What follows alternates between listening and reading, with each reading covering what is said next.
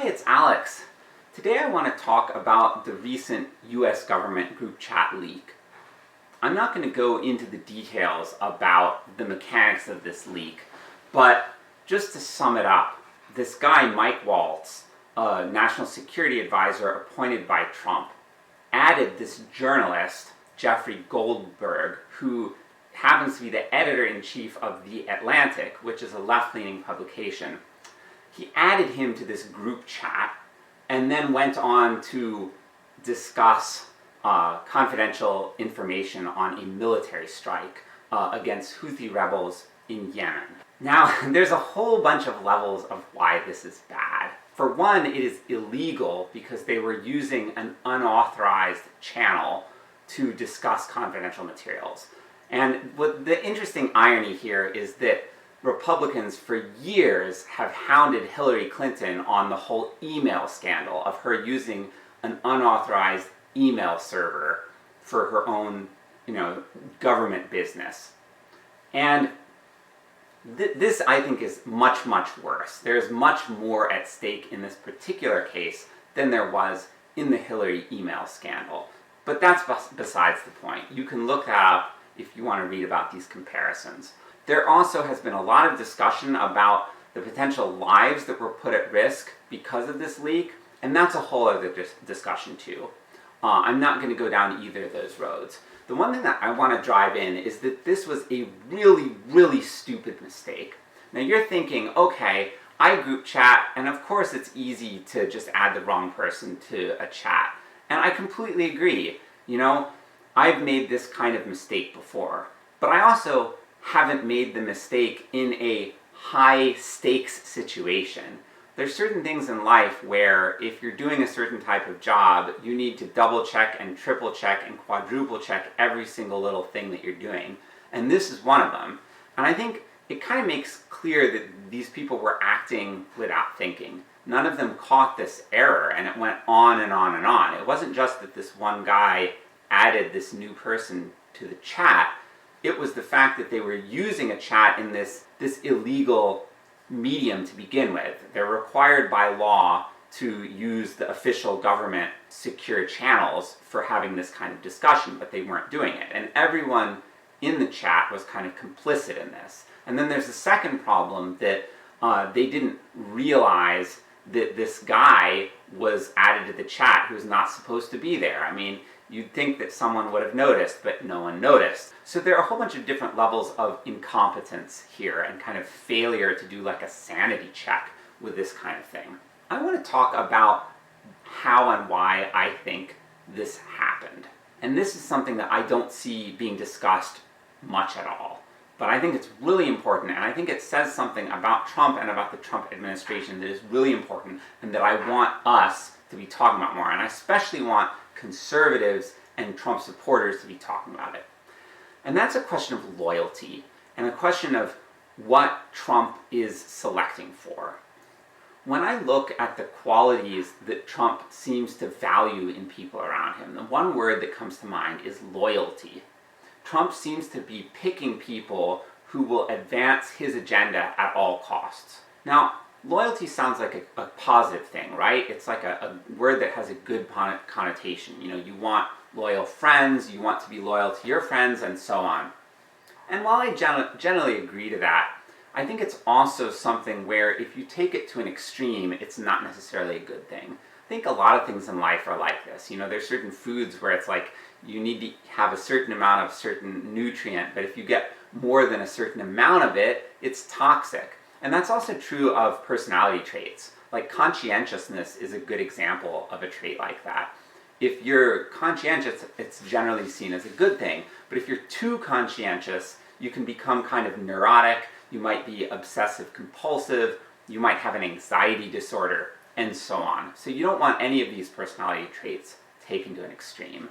And I think that the incompetence that we're seeing right now in the Trump administration is a direct result of Trump insisting on an extreme level of loyalty. This goes back to the first Trump administration, and there's a specific case that I want to look at. It's the Attorney General position. Trump appointed Jeff Sessions, who is a senator, to that position. Now, when Trump made that appointment, I remember the Democrats fussing and complaining about this. They were saying, oh, this guy is racist, he's a really extreme far-right wing guy, like extremist, blah, blah, blah. They really disliked this guy. But anyway, he was in that position for some time, and there got to be a point where Trump asked him to do something, and he's like, no, we can't do this. This would be unconstitutional. So what did Trump do? Trump pushed this guy out, basically fired him, and he replaced him with this guy Barr. And Barr was kind of selected as a yes man. Trump wanted someone who would do exactly what he said, who would not question him and not tell him no. And for a while, Barr did this. But even Barr, who Trump had specifically selected as a yes man, even Barr eventually said no. And Trump turned on him too. And I think this is telling. When you specifically select someone to rubber stamp your agenda and to tell you yes at all costs, and then that person tells you no, that says something about you. It says that you've gone too far. And I think this is exactly what has happened with Trump. I think he's gone too far, specifically in not listening to the people that he appoints. And this is not a quality I like in a leader. I think there are occasionally times where you appoint someone and then the person is has a different vision from you and it's incompatible with you, and it's reasonable to sort of push the person out in that case. But that's not what's going on here. These people were saying no to Trump specifically because of issues of constitutionality and legality. It's a legal position that they were appointed to as Attorney General, so they are experts in this field who generally know more about it than Trump himself. And I would hope that there would be a degree to which he would defer to them, but he doesn't seem to operate that way. When you pick for such extreme loyalty, you necessarily sacrifice other characteristics. And what gets sacrificed? Integrity is one of the things that gets sacrificed, and competence is another one. And when I look at the appointees in the second Trump administration versus the first Trump administration, I notice a huge difference. I didn't necessarily like all of Trump's appointees the first time around, but I think that by and large, he appointed a lot more competent, qualified people. There were quite a few people in his first administration who I thought were good appointments. I could list that in another video if you'd be interested, but it would be kind of long. This current one, not so much. It's really hard for me to find people that I like in the current Trump administration. And specifically, I think that they're just not as smart. They don't know what they're doing, and they have less regard for the law and for the US Constitution. And I think that's very troubling. And I think this leak is an example of that lack of competence and lack of regard for the law. The law says that you're not supposed to discuss that kind of thing outside of these government channels, and good reason for it. One of the reasons is the need to keep records. With Signal, you can have the records deleted automatically, and that is not legal. The law says that you have to preserve these records because you need a trail, you need a paper record in case of wrongdoing. There are also security risks, and these people didn't seem like they were taking security seriously at all. And there's more evidence of this. After this leak came out, there was a second sort of informal leak or series of leaks that a lot of people realized that these same advisors who were in this group chat, they had already had their passwords and usernames for a lot of public websites like social media and stuff leaked on the dark web, and that they hadn't changed those passwords. Some of them still worked. And this is very troubling. So these are people who are public figures. They're at the heart of the Trump administration, like in these sensitive positions where they're discussing war plans, and their personal information has been hacked and leaked, and they were not aware of it. So basically what this tells me is that these are people who do not take cybersecurity seriously at all, and that's not the kind of person that we want in those positions. And I do not think that this is a coincidence that these people are incompetent in these ways. I think it is a direct result of Trump selecting for loyalty to the extreme. He has picked people who are going to go along with his agenda no matter what. They are not going to say, no, this is unconstitutional, no, this is illegal, no, this doesn't make sense. They're going to just say yes. And he's taken it to such an extreme that the only people left who are willing to say yes are people who frankly aren't very smart. And they're the kinds of people who are going to make this type of mistake. And I think that it's just kind of an accident that this particular leak happened. It could have been anything. There could be so many different things that could go wrong when you put people in charge who are not competent like that. I want the right talking about this. I want Republicans talking about it. I want the MAGA movement talking about it. I want people who voted for Trump talking about this. It's really important. Of course Democrats are going to talk about it. They hate Trump, and they hate all sorts of stuff that the Trump administration is doing. I want to make clear there is stuff about the MAGA movement that I like. An example would be how the MAGA movement is very staunchly anti-interventionist.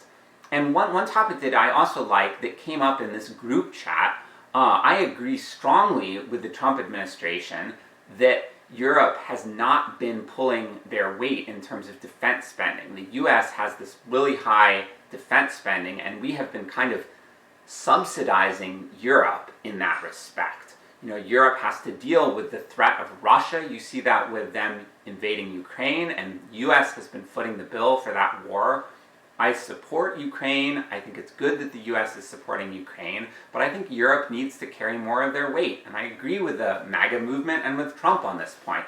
I could go on and on and on, but the point is, I'm not universally opposed to this movement, but I think that leadership and character matters. I think we need to have competent people in there.